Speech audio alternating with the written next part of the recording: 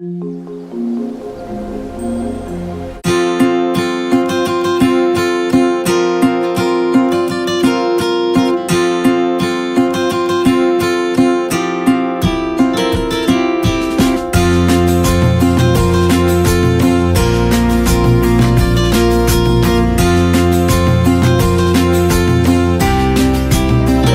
alcançar a salvação. O que a gente necessita para se salvar?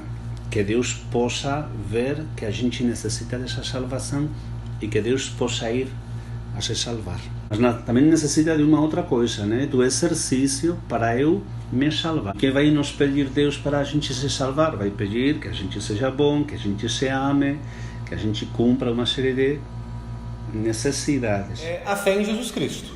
A salvação é um presente de Deus.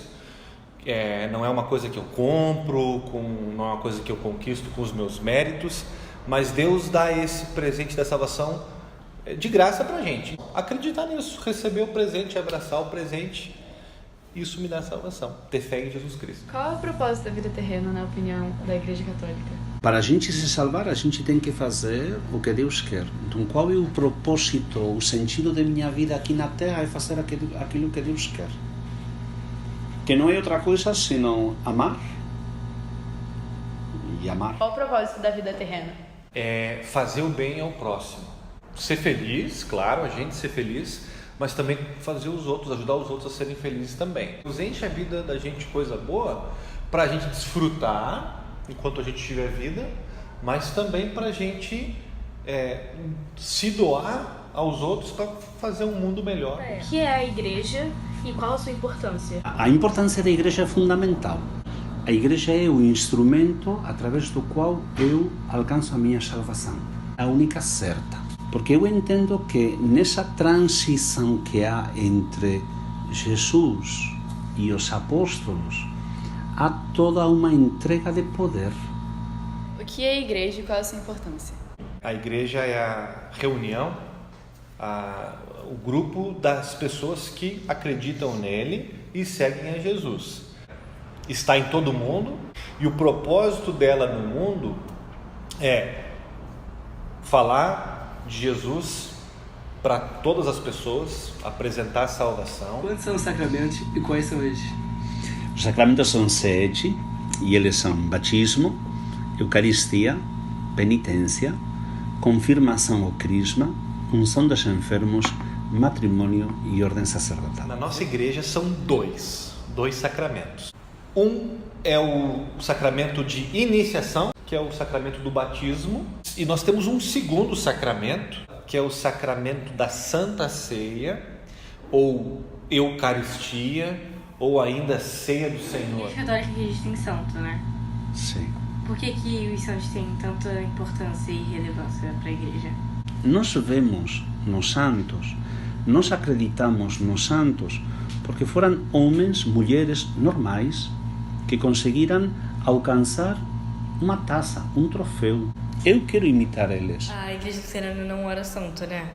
Orar a santo? Não, a gente não ora a santos. A gente reconhece o valor deles como modelo, como exemplo, porque a gente não acredita que eles são nossos intermediários, tipo entre eu e Deus. A Igreja Católica acredita no purgatório, né?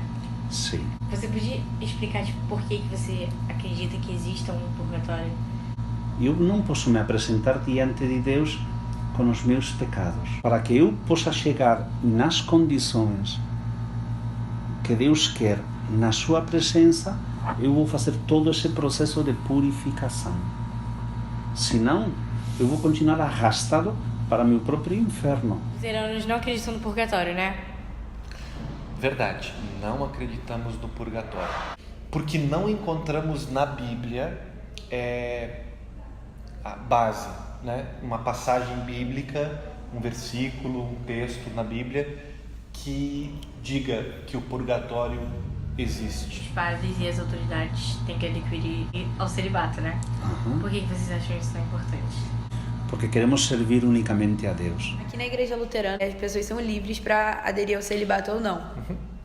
Por quê? Nós não encontramos na Bíblia uma proibição para que eles não casem. Os católicos acreditam que, não só a fé da pessoa, mas também as obras de fé dela levam ela para a salvação, né? Por que as obras de fé têm tanta importância e não só, a fé em si? Não basta dizer eu acredito em Deus. Não basta dizer que Deus acredita em mim e Deus vai me salvar. Deus já demonstrou que me amou. Já demonstra, né, que me ama. Eu tenho que demonstrar para Ele. Então, se eu não faço obras que justifiquem que eu amo a Deus, então não tenho como me salvar. Eu vou ser um egoísta. Por que na igreja luterana acreditam que só a fé salva e não precisa de boas obras? A igreja luterana acredita, em primeiro lugar, que a fé salva sozinho, só a fé. Retribuir, pagar, devolver alguma coisa para o presente já não é presente, aí já é uma troca. E como a salvação, a Bíblia diz que é um presente de Deus, é um dom de Deus, a única coisa que pede é que a gente aceite o presente. Não é que elas não são importantes, e não é que elas não devam acontecer. Agradecer pela salvação. O que fez com que as igrejas que antes tinham o propósito de reformar a igreja católica se separassem? Porque a igreja não quis mudar a doutrina dela, entendeu? Ela meio que foi rígida nisso, falou, não, a gente não vai mudar o que a gente acredita.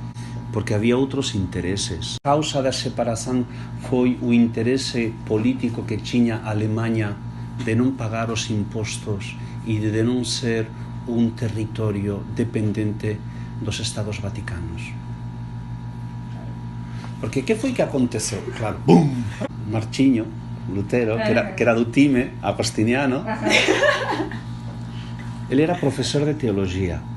Os seus ensinos, nas suas aulas, por isso o professor é muito importante, Professor é muito importante. Sua fé salva, então vamos fazer uma opção fundamental pela nossa fé. Eu digo que o Senhor é meu Senhor, e então já está, já fiz minha declaração, já sou salvo. Aí começará a fazer grupo, e ao fazer grupo, Roma percebe, e ao se separar, eles podem deixar de estar submetidos a Roma. E aí se arma toda a confusão. As pessoas questionaram algumas coisas na época, especialmente uma delas que é chamada Martinho Lutero, e daí o nome da nossa igreja. O que nos levou a separar então foram discordâncias sobre a Bíblia, né?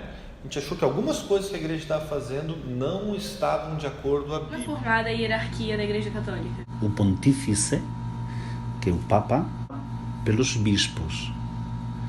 Os bispos são os representantes do Papa, que são os cardeais, e os arcebispos. Bem piramidal, né? E por último, está debaixo dos bispos os sacerdotes, que são os padres que cuidam das paróquias, das igrejas, e o povo, que são os leigos. Como é formada a hierarquia da igreja? A nossa igreja não tem um líder mundial. A nossa igreja, ela acho que é um pouquinho mais democrática. A gente elege uma diretoria que ficam 4 anos, né, no nosso escritório aqui no Brasil, no nosso escritório central, e eles são os administradores da igreja, digamos assim. Eles têm que obedecer as regras, têm que fazer de acordo, né, aos nossos estatutos. E essas pessoas são eleitas numa assembleia. Localmente, em cada lugar como esse aqui, nós temos assim, o pastor, administrativa de como é que a gente vai organizar essa igreja, aí é das próprias pessoas.